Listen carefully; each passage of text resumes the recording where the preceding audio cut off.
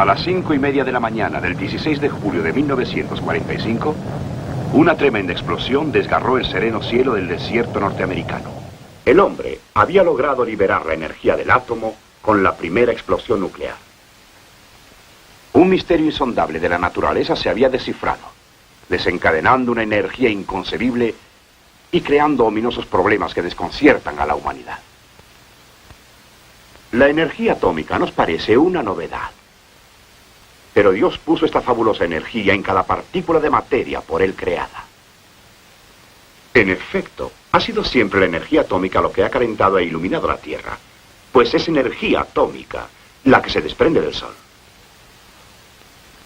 No es tan moderna la energía atómica, pero ahora que el hombre regula y libera esta energía nuclear, el mundo confronta problemas sin paralelo en otras épocas de la historia. Pero surge esta incógnita. ¿Qué es la energía atómica en realidad? Bueno, empecemos por el principio. La piedra angular de los conocimientos actuales sobre energía nuclear tal vez se pueda decir que fuera puesta en el año de 1905, cuando un desconocido empleado en una oficina suiza de patentes anotaba extrañas ecuaciones. Y fue ahí donde Albert Einstein, hace un medio siglo, legó al mundo la fórmula E igual a mc cuadrado.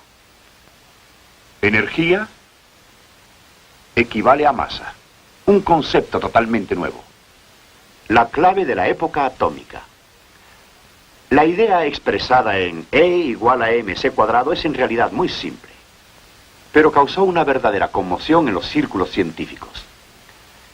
Quiere decir que cualquier objeto, el escritorio, el lápiz, un pedazo de papel, cualquier trozo de materia alberga en su interior imponderable cúmulo de energía. Por ejemplo, el cúmulo de energía en tan solo el papel de este libro equivale al total de la fuerza motriz generada por la presa Hoover en todo un año de funcionamiento. Y sobradamente satisfaría las necesidades eléctricas de su hogar durante 1 millón de años. El aire es un elemento frágil. No obstante, en la exhalación de un suspiro hay energía lo suficiente para que un potente tetramotor llegara a la Luna.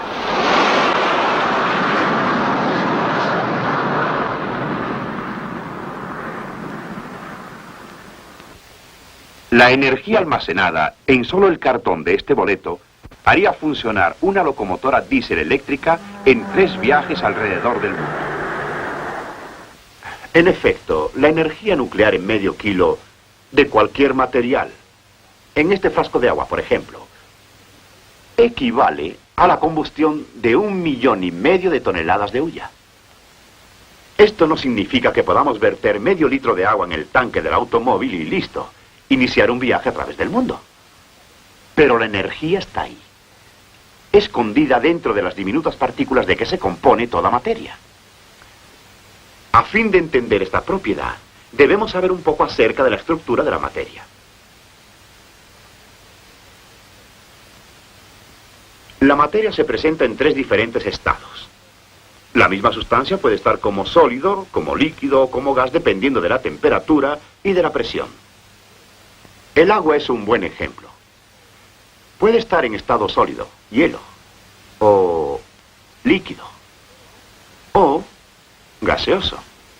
Pero aún en el estado gaseoso, sigue siendo H2O.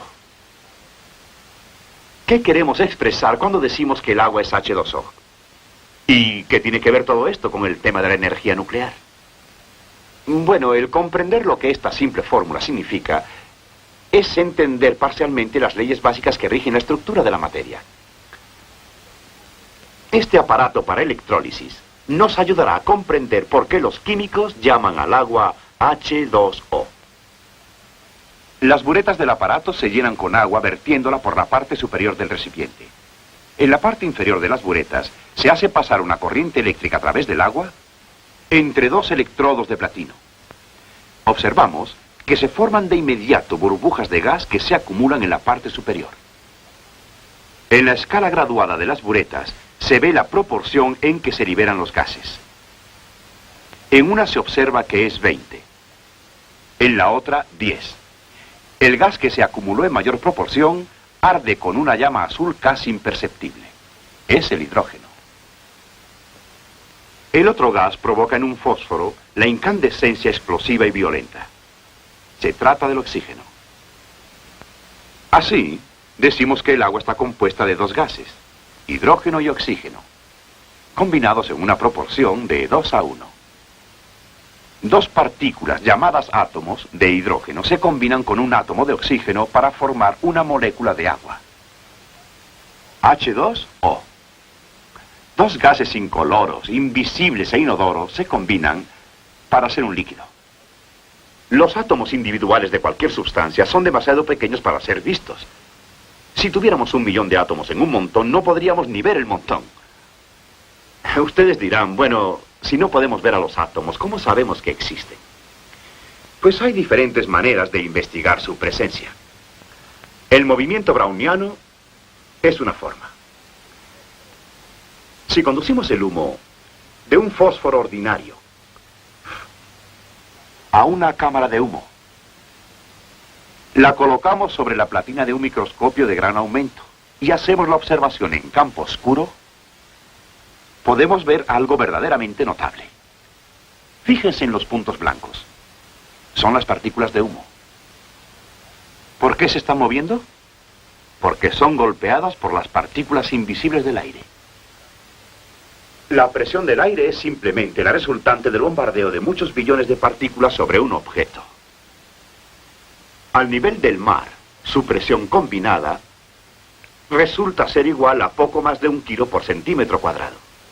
La presión del aire en esta lata suma unas 8 toneladas, presión que se ejerce en toda su área. ¿Y por qué no se aplasta? Simplemente porque las moléculas del interior de la lata ejercen una presión igual pero opuesta. Desde luego, la velocidad que tiene cada una de las partículas de aire está determinada por su temperatura. Conforme sube la temperatura, su velocidad aumenta. Entonces, calentemos el aire en el interior de esta lata. Las moléculas acumuladas en su interior, en este caso mezcladas con moléculas de agua, se están acelerando, y en esta forma una parte es expulsada. El menor número de partículas en el interior moviéndose a una mayor velocidad equilibra la presión exterior. Pero ahora apaguemos la llama y coloquemos la tapa apretándola fuertemente, de manera que ninguna de las partículas que ha salido pueda volver a entrar. A medida que el aire en el interior se enfría, decrece la velocidad de las partículas y ya no pueden resistir el empuje del mayor número de partículas, golpeteando en el exterior, y la lata se aplasta.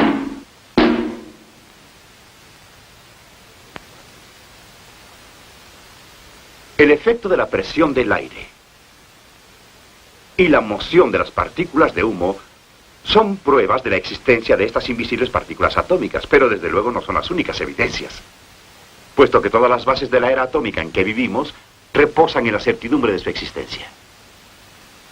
El átomo no constituye una masa compacta. Al contrario, es como un sistema solar. Tiene aquel un núcleo central y electrones que efectúan órbitas alrededor del núcleo. Y al igual que el susodicho sistema, se puede decir que es espacio vacío. Volviendo al análisis del agua, vimos que estaba compuesta por dos diferentes sustancias, hidrógeno y oxígeno. Esto representa un átomo de hidrógeno, el más sencillo de todos. Tiene tan solo un electrón dando vueltas alrededor del núcleo. Es considerablemente más complejo el átomo de oxígeno, que tiene 8 electrones girando alrededor de su núcleo, el cual a su vez es también más complejo. Todas las sustancias que conocemos en el universo, todos los millones de diferentes clases de seres vivientes y de materia inerte y sin vida, se componen solo de algo más de 1 centenar de estas partículas atómicas de diferentes configuraciones. El hidrógeno posee un solo electrón que gira continuamente alrededor del núcleo. Si tuviera 2, de ninguna manera sería ya hidrógeno sino helio. Con 3, no puede continuar como gas, se vuelve entonces un elemento sólido, el litio, un argentado metal blanco. Y así vemos que estas partículas atómicas que el Creador ha producido forman todas las sustancias de que se compone nuestro universo. Y por añadidura, constituyen la fuente de toda fuerza, potencia y energía en el universo. Todos estamos familiarizados con la energía química. Un fósforo al prenderse se quema porque la energía química que contiene se libera. Nuestra civilización se ha afincado por completo sobre la energía química. Pero aún en la energía química el átomo es la fuente primordial de potencia. Es solo que la energía química son los electrones, o sea, la parte exterior del átomo, la involucrada. Para la atómica o energía nuclear, en cambio, es el núcleo mismo el que interviene. Hasta hace poco la energía química era la única que conocíamos. Pero el 16 de julio de 1945, en aquella mañana infausta, se inició una nueva era. El hombre había liberado la energía nuclear por vez primera. Tenía una fuente millones de veces más potente de lo que nunca pude imaginar. Veamos si podemos ilustrar con un ejemplo la diferencia entre energía química y la nuclear. Un petardo es energía química tan solo.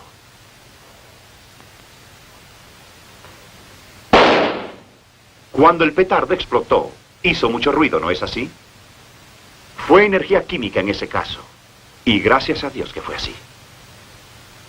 Pues si fuera posible que hiciéramos salir toda la energía nuclear de esta insignificancia, equivaldría bien a 10 millones de cartuchos de dinamita. Esa es la diferencia entre la energía química y la energía nuclear. Ahora, la energía nuclear, ¿cómo se libera? Pues verán, una manera es partiendo el núcleo en dos. Es decir, causar la escisión del núcleo. Cuando esto se puede hacer, algo muy extraño y maravilloso nos sorprende. En primer lugar, las dos secciones pesadas juntas pesan menos así que cuando las dos formaban un todo. Una parte de la masa desapareció, produciéndose energía. ¿Memorizaron la fórmula E igual a mc cuadrado? ¿El equivalente entre la masa y la energía?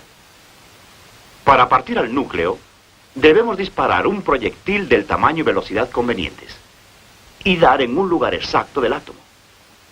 No suena complicado, ¿eh? Y en realidad no es nada simple. Pues bien, se acordarán de que nadie ha visto un átomo. El núcleo es todavía más pequeño. Y ni que hablar del proyectil, que es nimio. Para cumplir con los requisitos que exige esta tarea, se construyeron instrumentos gigantescos como el ciclotrón, una maravilla, diseñados para funcionar con un torrente de partículas subatómicas dirigidas al núcleo del átomo. En este modelo del ciclotrón, los balines representan las partículas atómicas que son dirigidas en un sendero circular por un potente campo magnético. Bajo la influencia de las fuerzas eléctricas, el torrente de partículas atómicas recorre la espiral cada vez más y más aprisa, hasta que dan en el blanco que se encuentra en la periferia. Pero pasemos ahora al instrumento mismo. Este es el famoso ciclotrón de 152 centímetros que se emplea en medicina en la Universidad de California. Se recubre una placa con el material que va a ser bombardeado y se monta cuidadosamente en el dispositivo que sirve de blanco. A continuación, se ajusta el blanco al ciclotrón de tal manera que reciba el impacto del torrente de partículas de elevada energía. En la sala de mando, detrás de una barrera protectora, el operador pone en marcha el ciclotrón.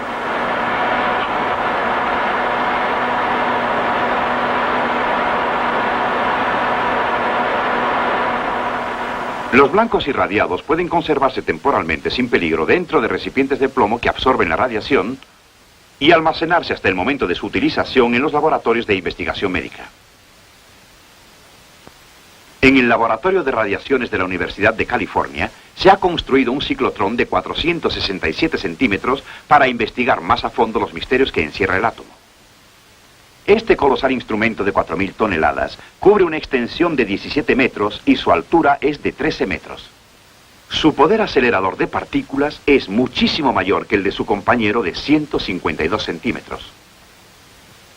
Nos encontramos ahora en el corazón mismo del ciclotrón de 467 centímetros, dentro del tanque, entre los polos del gigantesco imán de 4.000 toneladas. Cuando está funcionando, En esta área se hace un vacío que es atravesado por un torrente espiralado de partículas atómicas aceleradas a velocidades que se aproximan a la de la luz. En el ciclotrón y otros aceleradores tales como el sincrotrón, el bebatrón y aceleradores lineales, la energía atómica se libera, pero en muy pequeña cantidad.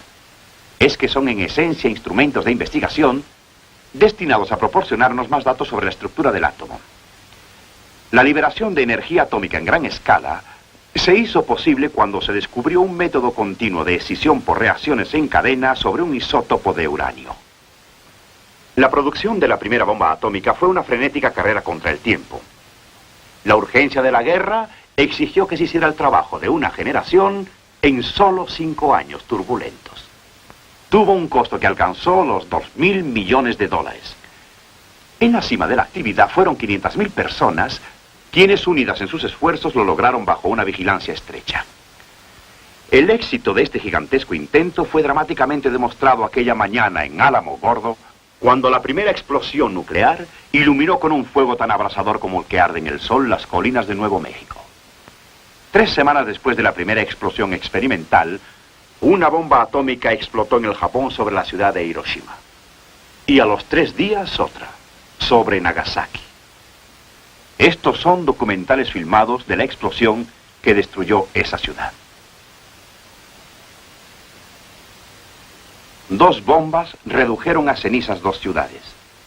Cegaron las vidas de 150.000 seres humanos y pusieron fin a una guerra. Pero todavía quedaban sin respuesta muchas incógnitas concernientes a la bomba atómica. Para aclararlas, se planearon inconmensurables pruebas de gran envergadura que se realizaron en las Islas Marshall. Una flota de 90 barcos que serviría de blanco llegó a la laguna de Bikini, encabezada por el venerable buque de guerra Nevada, pintado de un llamativo color rojo que serviría como centro del blanco. En la playa se erigieron torres de acero destinadas a albergar a los instrumentos científicos especialmente diseñados y a cámaras fotográficas de todos tipos y tamaños. Las películas quedaron resguardadas de la radiactividad mediante pesadas puertas de concreto reforzado y plomo. A la inmensa flota de aviones para sacar aerofotos se unió una flota de hidroaviones. Este fue el acontecimiento más fotografiado de la historia. Llegó el día de la primera prueba. Despegaron de su base en una isla vecina aviones de reconocimiento y de observaciones meteorológicas. La bomba atómica ya está a bordo y lista para explotar encima de la superficie del agua. Destino: Bikini. Desde el avión meteorológico se dejan caer sobre el blanco en paracaídas medidores de explosión. Ahí van las bombas.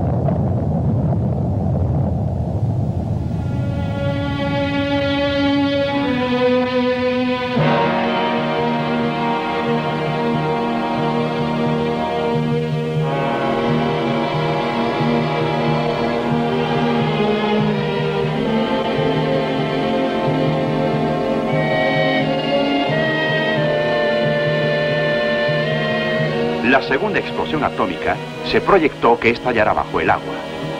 Para abordar el barco encargado de disparar, el USS Cumberland Sound, los ingenieros de Los Álamos debían presentar sus credenciales a la policía militar.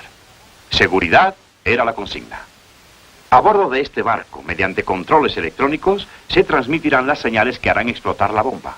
El laboratorio encargado de la sincronización es un laberinto de complicado equipo electrónico, transmisores de radio interconectados, cronómetros y registradores automáticos. Se conectan y ajustan los transmisores. Se cambian las carátulas en los registradores de tiempo.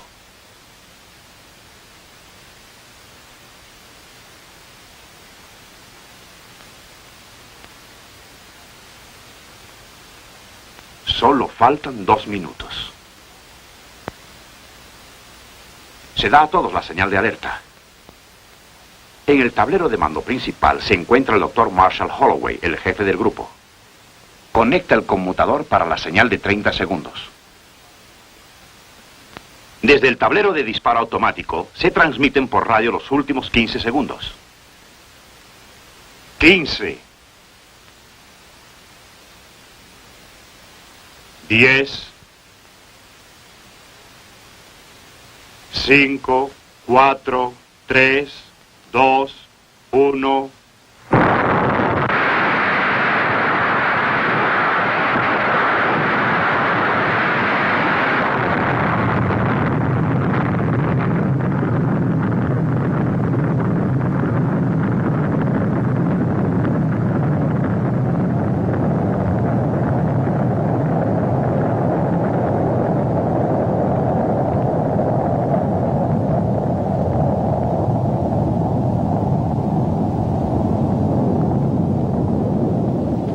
Un mundo empavorecido desvió la mirada de este atolón en el Pacífico a un valle calcinado en el desierto de Nevada.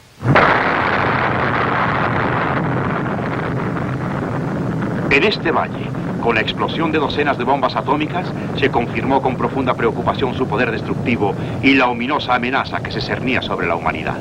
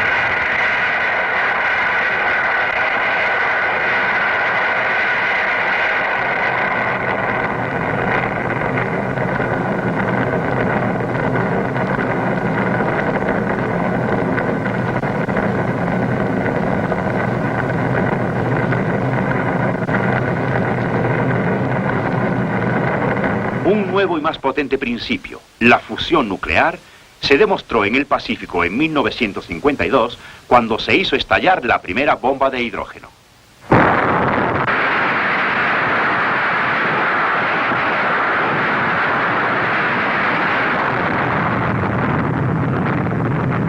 Esta bomba borró del mapa una isla en el Pacífico de casi 5 kilómetros de largo y más de 1,5 de ancho.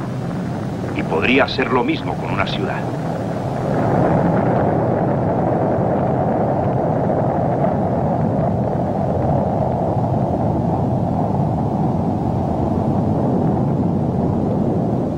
Decir que nos enfrentamos a una seria amenaza es poco. Por primera vez en la historia, el hombre tiene medios al alcance de su mano para acabar con la civilización y poder destruir en corto plazo toda la Tierra. Pero ustedes dirán, todavía debe haber esperanza. Debe haber alguna solución al problema. Bueno, sí la hay. Pero una cosa es cierta. El hombre nunca podrá encontrar la solución a menos que voluntariamente reconozca cuál es la esencia del problema. No pocos culpan a los científicos que descubrieron esta energía nuclear. Otros culpan a Dios que la creó. Y otros a los políticos que propiciaron su descubrimiento. Pero no tenemos tiempo para desperdiciarlo en lucubraciones y teorías. La bomba de hidrógeno no creó nuestro problema. Simplemente lo reveló. El problema en el mundo jamás se ha debido al hecho de que tengamos espadas o armas de fuego o tanques o aeroplanos o aún bombas atómicas. Retirad todas las armas del mundo y los hombres se matarán unos a otros a puñetazo vil. No es una perspectiva muy risueña, pero es realista. En el libro de Santiago, capítulo 4, versículo 1, leemos: ¿de dónde vienen las guerras y los pleitos entre vosotros? ¿No es de vuestras pasiones las cuales combaten en vuestros miembros? Pues el problema que mina al hombre es un mal de procedencia espiritual y moral denominado pecado. Este ha torcido su buen juicio y a su alma la ha degradado. Necesitamos encontrarle remedio y cambiar la naturaleza pecadora del hombre. En todas las épocas pasadas, cuando el hombre ha implorado a Dios con humilde fe y arrepentido, Dios ha acudido, transformando su vida. Dios, hoy igual que ayer, está dispuesto y deseoso de obrar milagros en favor nuestro. Y yo pienso que esta es nuestra única esperanza. Pero decir que hay solo una solución a nuestro problema es como decir que solo hay aire para respirar. Una sola solución nos bastará si esa es la correcta. Y no olvidemos que esta es la solución que da Dios. Ha sido comprobada por el hombre, igual que el rey o el mendigo, a través de todas las épocas. Y jamás ha fallado. Reflexionen un momento. La energía nuclear puede ser una gran bendición para la humanidad o un azote que la destruya por completo. La decisión no puede tomarse en un campo de batalla, más en el corazón de los hombres, individuos iguales a usted y a mí. Es decisión de vida o muerte. Pero está en nuestras manos escoger. Pues aunque la paga del pecado es muerte, la dádiva de Dios es vida eterna en Cristo Jesús, Señor nuestro. Recordemos que